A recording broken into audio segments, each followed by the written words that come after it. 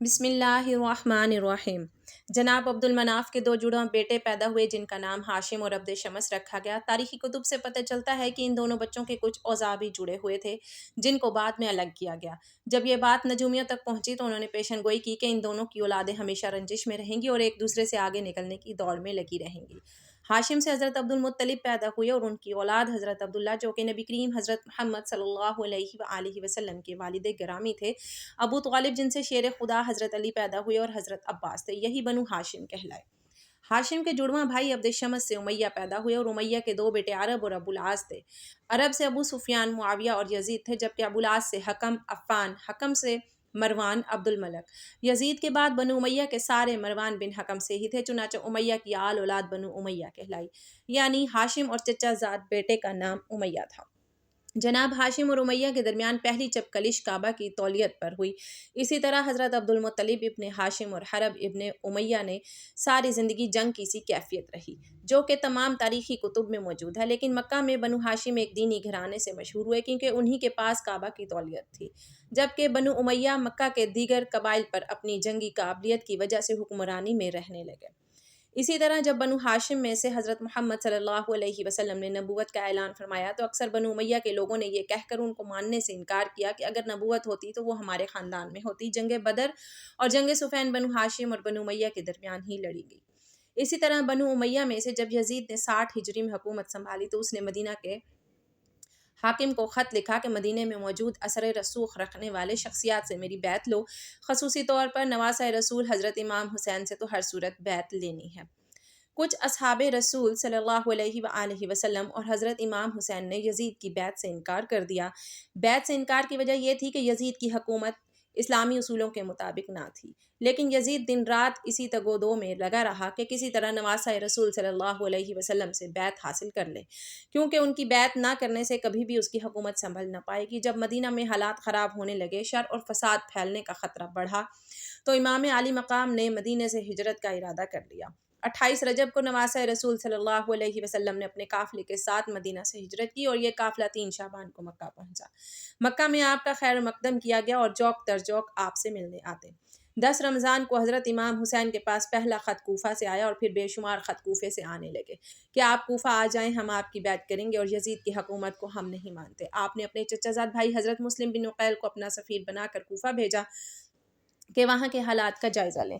6 شوال کو حضرت مسلم بن عقیل کے ہاتھ پر تقریباً 18,000 کوفیوں نے بیعت کر لی۔ حضرت مسلم بن عقیل نے نواسۂ رسول صلی اللہ علیہ وسلم کو خط لکھ دیا کہ حالات سازگار ہیں، آپ کوفہ تشریف لے آئیں۔ ادھر خط حضرت امام حسین کو ملا تو آپ نے کوفہ کی جانب ہجرت شروع کر دی۔ ادھر یزید نے کوفہ کے صحابی گورنر کو برطرف کر کے عبید اللہ ابن زیاد کو بصرہ کے ساتھ ساتھ کوفہ کا گورنر بنا دیا۔ عبید اللہ ابن زیاد پہلے سے ہی اپنی صفاکی کی وجہ سے عراق میں مشہور تھا۔ ابن زیاد نے لوگوں کو ڈرایا، دھمکایا اور قید میں ڈالا اور آخرکار حضرت مسلم بن عقیل کو بے دردی سے شہید کر دیا گیا۔ دوسری طرف حضرت مسلم بن عقیل کا خط پڑھ کر حضرت امام حسین نے اپنے قافلے کے ساتھ کوفہ کی جانب ہجرت شروع کر دی۔ عبداللہ ابن زیاد کو جب جگر گوشہ رسول اللہ صلی اللہ علیہ وسلم کی کوفہ کی جانب روانگی کا علم ہوا تو اس نے حسین بن تمیم کو 4,000 لشکر دے کر قادسیہ کی جانب روانہ کیا کہ ان علاقوں کی سخت نگرانی کی جا سکے تاکہ ان علاقوں سے آمد و رفت کرنے والے افراد کی نقل و حرکت سے آگاہی حاصل کر سکے۔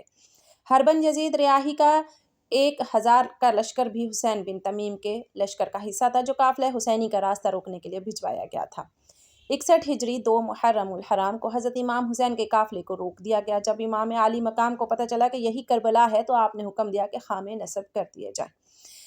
کربلا میں فوج کا سپہ سالار عمر بن سعد تھا جو کہ خون ریزی سے بچنا چاہتا تھا، لیکن کوفہ میں موجود گورنر عبید اللہ ابن زیاد کو شمر نے جنگ کے لیے اکسایا اور آخرکار 9 محرم کو شمر 4,000 سپاہی لے کر کربلا پہنچ گیا اور ساتھ میں عمر بن سعد کے لیے دھمکی آمیز خط لے کر آیا کہ یا تو حضرت امام حسین سے بیعت لو یا پھر ان کے ساتھ جنگ کرو۔ 10 محرم کو نواسۂ رسول صلی اللہ علیہ وسلم اپنے جانثاروں کی لاشیں اٹھا اٹھا کر نڈھال ہو چکے ہیں، لیکن شجاعت حیدری کی جھلک اب بھی چہرے پر چمک رہی ہے۔ شیر خدا کے شیر اپنے تمام اثاثے لٹانے کے بعد خود گھوڑے پر سوار ہوتے ہیں۔ حضرت بی بی زینب رکاب تھامتی ہیں۔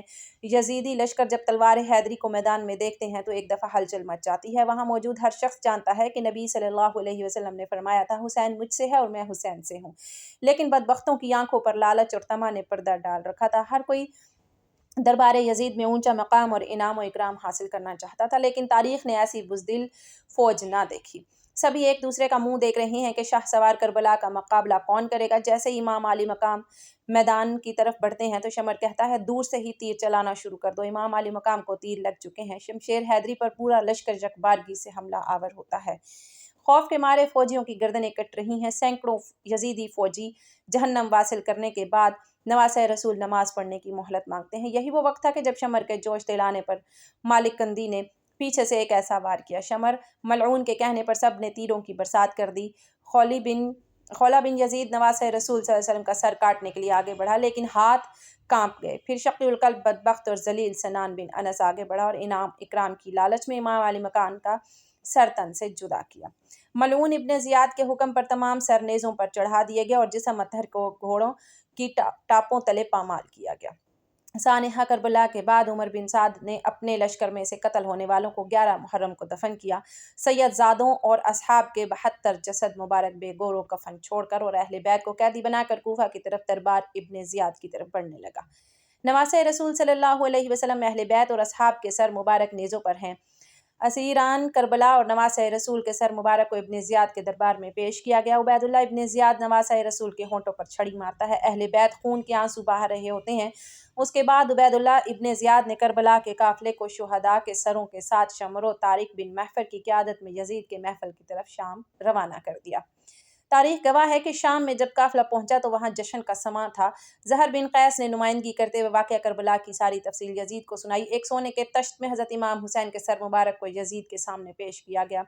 یزید نے جب نواسہ رسول صلی اللہ علیہ وسلم کے سر مبارک کی توہین کی تو وہاں موجود حاضرین نے اعتراض کیا، جس میں قابل ذکر یحییٰ بن حکم اور صحابی رسول حضرت ابو برزہ اسلمی تھے، جن کو یزید نے اپنے محل سے نکال دیا۔